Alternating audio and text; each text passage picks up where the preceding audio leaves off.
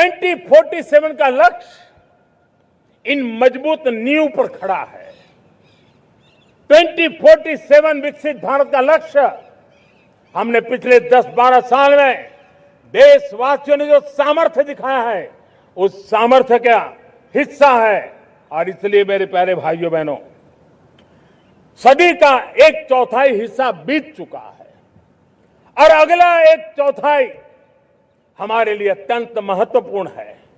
अब हम रुक नहीं सकते हैं, हमारी गति नहीं रुक सकती है, हमारी दिशा तय हो चुकी है, हमें प्राप्त करके रहना है। और इसके लिए हमें अपना वर्क कल्चर बदलना होगा। हमारे वर्क कल्चर को बदलते हुए हमें हमारी सोच को भी बदलना होगा, हमें हमारे काम की गति को भी बदलना होगा। जो काम पिछले 5-7 दशक में नहीं हुए हैं, वो काम हमें आने वाले 5-7 साल में करने हैं। और मेरा भरोसा है मेरे देश की युवा शक्ति पर, मेरे देश के नौजवानों पर, मेरे देश की माताओं को बहनों पर, मेरे देश के किसानों पर, मेरे देश के मजदूरों पर कि हम इस सपने को साकार कर सकते हैं। और इसलिए हमें रिफॉर्म की गति को भी आगे बढ़ाना है। और जब मैं रिफॉर्म की बात कर रहा हूं, रिफॉर्म नहीं हमारे लिए कोई कंपल्सन है, नहीं रिफॉर्म ये हमारे के लिए कोई बजबड़ है। हमारे लिए रिफॉर्म ये कन्विक्शन है। आउट ऑफ कन्विक्शन हम रिफॉर्म एक्सप्रेस पर चल पड़े हैं और हम आने वाले दिनों में भी नेक्स्ट लेवल रिफॉर्म की ओर बढ़ने वाले हैं। और इसलिए सरकार, समाज, उद्योग, उत्पादक, किसान, हर किसी ने अपनी ट्रेडिशनल व्यवस्थाओं में रिफॉर्म करना पड़ेगा, सोच में रिफॉर्म करना होगा, अपने लक्ष्यों को रिफॉर्म करना होगा। और इसलिए मेरे प्यारे देशवासियों, हमें एक निश्चित दिशा में को लेकर के चलना होगा। मैं आज उस युग को भी याद करना चाहूंगा जब देश भारत का सामर्थ्य सप्त सिंधु के रूप में हम जानते थे, हम समझते थे, हम सुनते थे। अब विकसित भारत बनाने के लिए हमें नई धारा चाहिए। आज लाल किले की प्राचीर से मैं देश के सामने शक्ति की सप्त धारा का आवाहन करता हूं। आने वाले 5-7 साल में जो पिछले 5-7 दशक में नहीं हुआ, वो सप्त धारा के सामर्थ्य से, शक्ति से हम देश को नई ऊंचाई, नई गति देंगे और नए लक्ष्यों को पार करने वाला सामर्थ्य देंगे। और इसके साथ साथ देश की युवा शक्ति का सामर्थ्य का भरपूर राष्ट्र निर्माण में उपयोग होगा, उनकी शक्ति जोड़ी जाएगी। आने वाले दिनों में जब मैं सप्तधारा की बात करता हूं, सप्तधारा की पहली शक्ति है मैन्युफैक्चरिंग पावर। मेरे प्यारे देशवासियों, हमें मैन्युफैक्चरिंग सेक्टर को बहुत आगे बढ़ाना होगा और प्रोडक्शन बढ़ाने के साथ साथ हमें छोटे छोटे पुर्जे भी बनाने हैं और बड़े बड़े प्रोडक्ट भी बनाने हैं। पूरा वैल्यू चेन हमारा होना चाहिए और उसे लेकर के चलना। हमें कंपोनेंट भी चाहिए और हमें कंप्लीट मैन्युफैक्चरिंग भी चाहिए, कंप्लीट प्रोडक्ट भी चाहिए। डिजाइन से लेकर मैन्युफैक्चरिंग तक भारत को ग्लोबल सप्लाई चेन का भरोसामंद केंद्र बनना होगा। इसके लिए मैं 3 चीजों पर विशेष जोर देना चाहता हूं। मैन्युफैक्चरिंग के क्षेत्र में जो मेरे भाई बहन हैं, ये समय का ये अवसर है, इस अवसर को जाने मत दें। और इसके लिए हमें कॉस्ट, क्वालिटी और स्केल, इसके विषय में वैश्विक मानदंडों से खरा उतरना पड़ेगा। हमारी फैक्ट्रीज कॉम्पिटिटिव हो, हमारे प्रोडक्ट्स यूजर फ्रेंडली हो, हमारा पैकेजिंग दुनिया के लोगों को लुभावने वाला हो, आकर्षित करने वाला हो, हमारा जीरो डिफेक्ट प्रिसिजन मैन्युफैक्चरिंग ये हमारी पहचान बनना चाहिए। हर मैन्युफैक्चरर हर एंटरप्रेन्योर, हर एमएसएमई से मैं कहना चाहता हूं, ग्लोबल मार्केट में हमारी पहचान विश्वसनीयता और गुणवत्ता के आधार पर होनी चाहिए। क्वालिटी के संबंध में नो कॉम्प्रोमाइज, और इसलिए हमारा मंत्र क्वालिटी क्वालिटी क्वालिटी होना चाहिए। यही हमारा ग्लोबल ब्रांड वैल्यू बनेगा। मेरे प्यारे देशवासियों, इस सप्तधारा की दूसरी शक्ति है कृषि और फूड प्रोडक्शन, फूड प्रोसेसिंग। हमें इस दिशा में आगे बढ़ना होगा। हमारे किसानों ने, अब दुनिया के बाजार खुल चुके हैं, एफपीए के कारण हमें एक बहुत बड़ा मार्केट मिल रहा है। हमें वहां पहुंचना है, हमें उस जगह को हाथ लगाना है। हमें खेत से लेकर एक्सपोर्ट मार्केट की ओर जाना होगा। हमारे पारंपरिक खान पान हो, हमारे मिलेट्स हो, हमारे मसाला हो, हमारे फल हो, फूल हो, क्या कुछ नहीं है हमारे पास, वो ग्लोबल ब्रांड्स बनने चाहिए। हमारे किसान केमिकल फ्री खेती को बल देंगे, दुनिया में इनकी मांग और बढ़ने वाली है। और जो ग्लोबल पैरामीटर्स के अंदर हर प्रकार से सिद्ध होने वाले हमारे एग्रो प्रोडक्ट होंगे, तो दुनिया में हम आसानी से पहुंच पाएंगे। मेरी सप्तधारा की तीसरी शक्ति है टेक्नोलॉजी और इनोवेशन। मेरे प्यारे देशवासियों, आज जमाना एआई का है, क्वांटम का है, स्पेस का है, रोबोटिक्स का है, डेटा सेंटर्स का है। पूरी तरह एक नया क्षेत्र खुल चुका है। और इमर्जिंग टेक्नोलॉजी ये भी हर पल हमें चुनौती दे रही है। और इसलिए देश को दुनिया के लिए मार्केट नहीं बना देना, हमें इनोवेशन का हब बनना है। हमने यूपीआई और डिजिटल पब्लिक इंफ्रास्ट्रक्चर में लोहा मनवा लिया है, हमारी ताकत का परिचय करवा दिया है। अब भारत को डिजिटल पब्लिक टेक्नोलॉजी, उसको भी दुनिया के कोने कोने तक पहुंचाना है। भारत को नेक्स्ट जनरेशन कम्युनिकेशन टेक्नोलॉजी में लीड करना है। मेड इन इंडिया 6G हर कोने में पहुंचे, ये हमारा लक्ष्य होना चाहिए और हमें उसमें तेजी करनी चाहिए। और इसके लिए हमारा प्रयास कम नहीं होना चाहिए। सप्तधारा की चौथी शक्ति है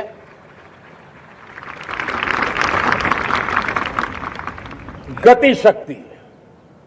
ये गति शक्ति, देश के अंदर सीमलेस फास्ट कनेक्टिविटी पर हमें बल देना होगा। शहरों को हाई स्पीड रेल से हमें जोड़ना होगा।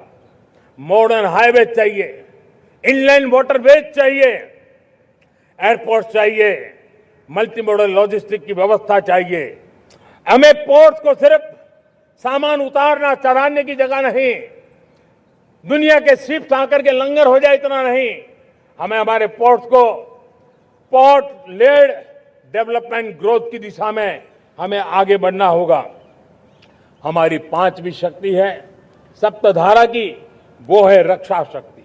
और ये रक्षा शक्ति का महत्व हर प्रकार से है। मेरे प्यारे देशवासियों, डिफेंस में आत्मनिर्भर होना अब भारत ने अनुभव कर लिया, दुनिया ने अनुभव कर लिया है। इसके बिना कोई चारा नहीं है। विश्व जब अपनी अपनी ही सोच रहा है, तब भारत विश्व के लिए बाजार बन करके नहीं रह सकता है। हमें डिफेंस के क्षेत्र में आत्मनिर्भर होना होगा। Next generation defence technology develop करके हमें ग्लोबल सप्लायर बनने की दिशा में हमें लक्ष्य लेकर के चलना है। हमें ड्रोन, काउंटर ड्रोन सिस्टम को विकसित करना होगा और हाइपरसोनिक डिफेंस टेक्नोलॉजीज, उस पर हमें लीडरशिप लेनी होगी। साथियों, साइबर सुरक्षा भी आज हर घर के लिए एक समस्या बन रही है। वो भी एक रक्षा का क्षेत्र है जिसमें हमारे युवाओं की जो सामर्थ्य है, उस सामर्थ्य का उपयोग हम देश के और दुनिया के लिए कर सकते हैं। हमारी सप्तधारा की छठी शक्ति है ग्रीन इकोनॉमी, ब्लू इकोनॉमी, जो ग्रीन जॉब को भी जन्म देती है। हमें green hydrogen, renewable energy, energy storage, green mobility, green manufacturing in global scale हमें पा करके रहना है। हमें दुनिया जब ग्लोबल वार्मिंग की चर्चा करती रहती है, हम रास्ते खोजते रहते हैं, हम समस्याओं का समाधान दे रहे हैं। और भारत एक ग्रीन मूवमेंट का बहुत बड़ा सामर्थ्य लेकर के चलिए। भारत के पास ब्लू इकोनॉमी के लिए भी बहुत बड़ा अवसर है। बहुत बड़ा लंबा हमारा कोस्ट लाइन है। ब्लू इकोनॉमी के लिए बहुत बड़े अवसर है। फिशरीज है, कोस्टल टूरिज्म है, ओशन टेक्नोलॉजी है। ऐसे कितने ही क्षेत्र हैं जिसमें हम आगे बढ़ सकते हैं।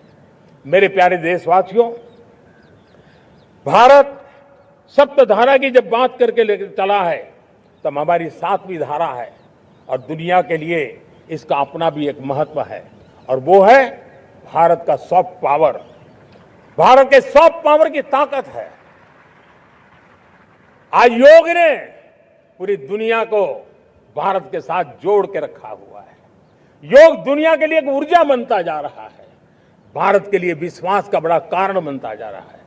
जिस भारत के पास आस्था के केंद्र हो, जिस भारत के पास आयुर्वेद हो, जिस प्रकार से भारत के पास होलिस्टिक हेल्थ केयर की व्यवस्था हो, हील इन इंडिया का मूवमेंट हो, हम दुनिया के अंदर हमारे सामर्थ्य को लेकर के जा सकते हैं।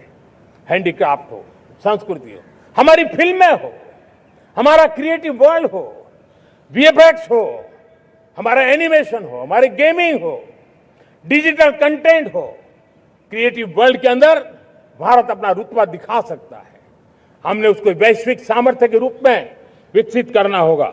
आज भारत ने वेव समिट को एक बहुत बड़ी ताकत दी है। दुनिया धीरे धीरे भारत का ये जो world audio visual and entertainment summit है उसकी राह देखता रहता है और वो भारत के सॉफ्ट पावर को, भारत के क्रिएटिव दुनिया को परिचित करेगा।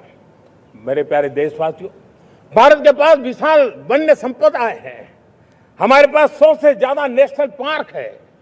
क्षमता बहुत है, लेकिन विदेशी टूरिस्टों को आकर्षित करने में हम कम पड़े हैं।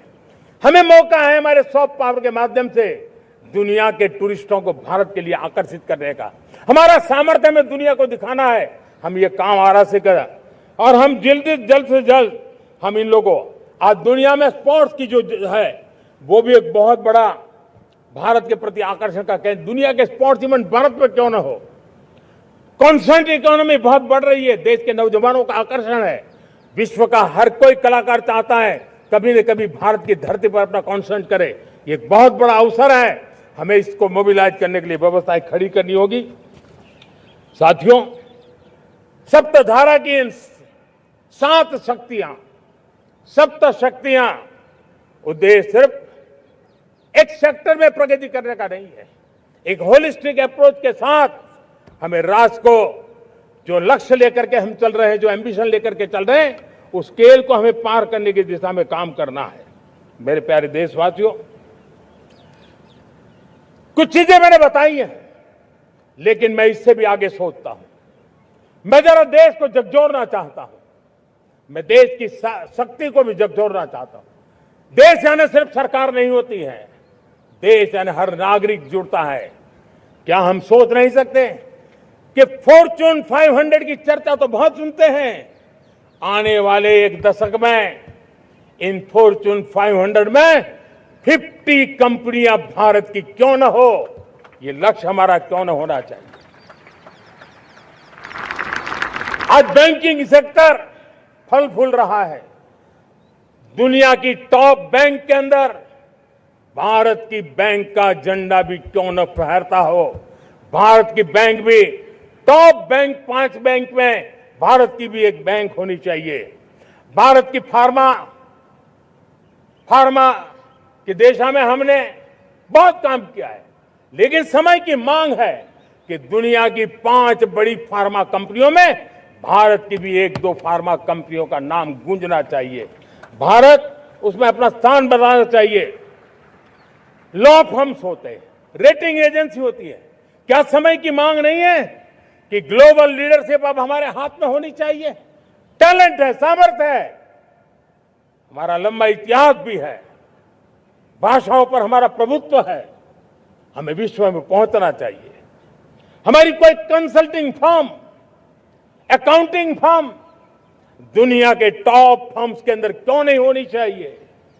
भारत की टेक्नोलॉजी कंपनियां दुनिया के अंदर सिरमौर हो, यह हमारा लक्ष्य होना चाहिए। हमारे ऐसे ब्रांड हो जिससे दुनिया आकर्षित होती हो, हमारे ब्रांड हमारे देश की पहचान हो और विश्व के लिए एक डेस्टिनेशन बन जाए, उस दिशा में हमें काम करना है। और इसके लिए मैं राज्य सरकारों को कहना चाहता हूं, मैं स्थानिक स्वराज की संस्थाओं को कहना चाहता हूं, भारत सरकार का भी यह दायित्व है कि हमें हमारे रिफॉर्म की गति बढ़ानी होगी। हमें 2047 के लक्ष्य के अनुरूप हमारी व्यवस्थाओं को विकसित करना होगा।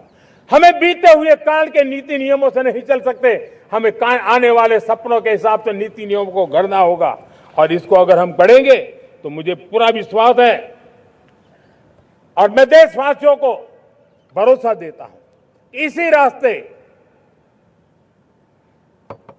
मेहनत में कोई कमी न करते हुए हम विकसित भारत का सपना पार करके रहेंगे। हमें सबको मिलकर के चलना है, केंद्र सरकार हो, राज्य सरकार हो, इंडस्ट्री हो, हम सब ने मिलकर के आगे बढ़ना है।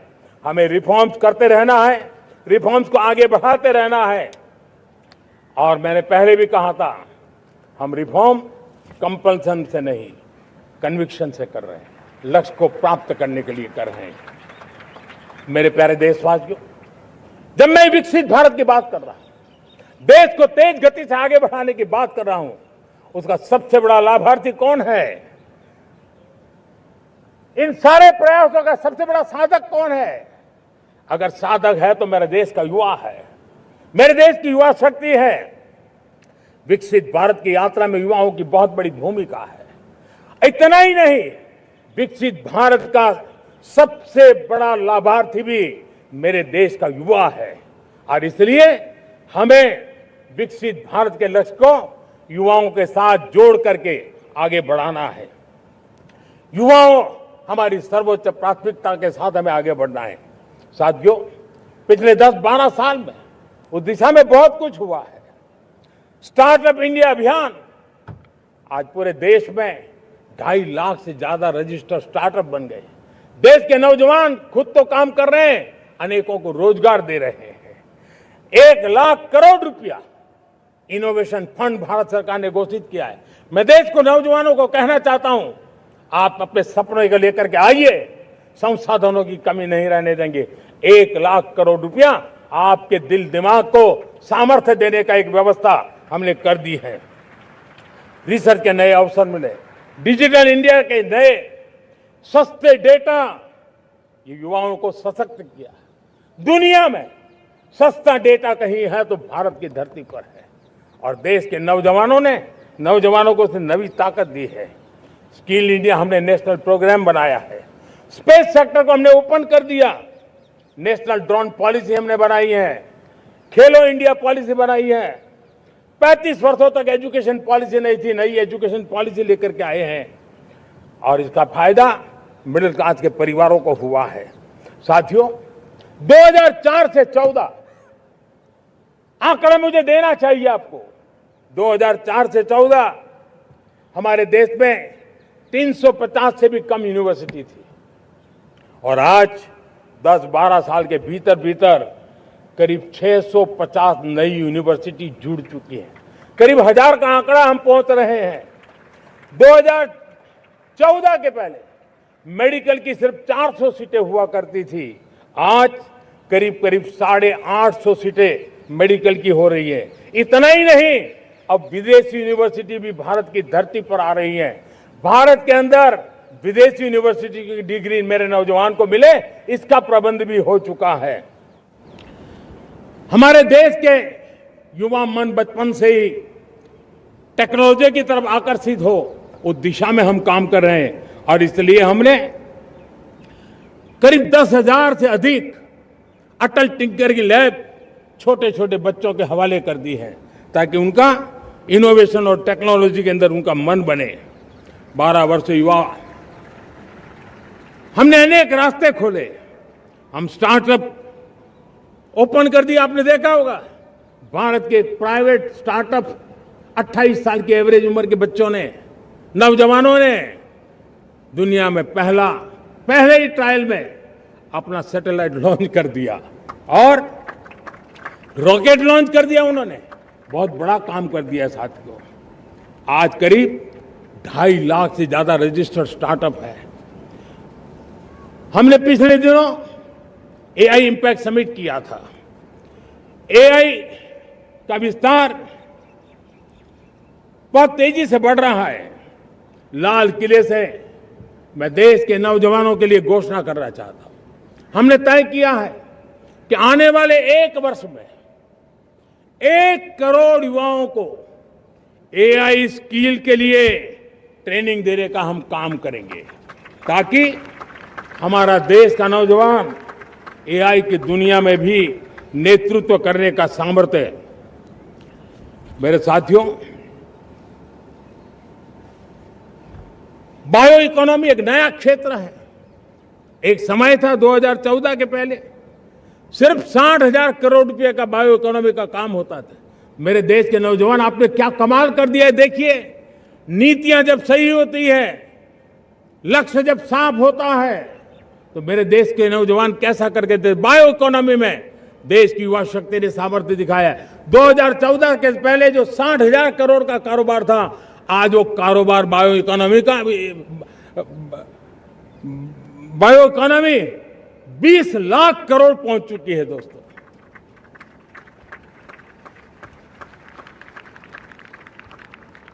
दो 2009-10 का कालखंड था, सिर्फ 25 लाख इलेक्ट्रिक व्हीकल हमारे देश में बिके थे। 1.5 लाख इलेक्ट्रिक व्हीकल बिके थे 2009-10 में। 1.5 लाख इलेक्ट्रिक व्हीकल। इस 25-26 में 25 लाख इलेक्ट्रिक व्हीकल बिके हैं। मेरे प्यारे देशवासियों, एविएशन सेक्टर भी मेरे नौजवानों के लिए बहुत तेजी से आगे बढ़ रहा है। नए एयरपोर्ट, नए रूट, नए नए रोजगार के अवसर बना रहे हैं। मेंटेनेंस, ओवरहॉलिंग, इसके भी कारण देश में बहुत बड़ी मात्रा में स्किल मैन पावर को काम मिल रहा है। मेड इन इंडिया हवाई जहाज बनाने की दिशा में हमने सफलता पाई है। Made in India defence transport aircraft C295 already अपनी उड़ान भर चुका है, सफल उड़ान भर चुका है। ये देश के नौजवानों के लिए, मेरे साथियों, ड्रोन ने भी बहुत बड़ा काम किया है। स्वामित्व योजना, गांव में ड्रोन से स्वामित्व योजना सफल हो रही है। करीब 3.25 करोड़ परिवारों को स्वामित्व योजना का लाभ मिला है और इसके कारण 140 लाख करोड़ रुपए जैसी संपत्ति अनलॉक हुई है, जिसके कारण बैंक से लोन मिल सकता है, लोग अपना कारोबार कर सकते हैं। मेरे प्यारे देशवासियों, हमारे मध्यम वर्गीय परिवारों के सामने एक बहुत बड़ा बोझ बन चुका है कोचिंग क्लासेस की स्पर्धा। हर माँ बाप को लग रहा है कि कोचिंग क्लास में बच्चे को नहीं भेजा तो हम प्रतिष्ठित परिवार नहीं है। इन गरीब और मिडिल क्लास परिवारों की हम चिंता करते हुए हजारों करोड़ रुपए का उनका खर्च है, वो भी बचे, बेटे भी अपने आसपास रह सके, उनकी देखभाल हो सके, परिवार पर आर्थिक बोझ ना आए। और इसलिए हमने युवाओं के लिए विभिन्न परीक्षाओं की फ्री ऑनलाइन कोचिंग हमने करने का निर्णय किया है। डिजिटल पब्लिक इंफ्रास्ट्रक्चर है, हमारे पास उत्तम टैलेंट है, टीचर्स हैं। उन संसाधनों को जोड़ करके हम देश के नौजवानों को फ्री कोचिंग देने का एक पूरा नेटवर्क हम खड़ा करने वाले हैं। मेरे प्यारे देशवासियों, मैं हमेशा कहता आया हूं, जो खेले वो खिले। जब मैं खेले वो खिले की बात कर रहा हूं, तब मेरे प्यारे देशवासियों, आज भारत खेल की दुनिया में अपनी जगह बना रहा है। अब खेल के पोडियम में भारत का राष्ट्रगीत सुनाई देता है, भारत का राष्ट्रगान सुनाई देता है, भारत का तिरंगा झंडा लहराता दिखाई नजर आ रहा है। टॉप्स योजना ने बहुत बड़ी सफलता पाई है। खेलो इंडिया गेम्स, यूनिवर्सिटी गेम्स,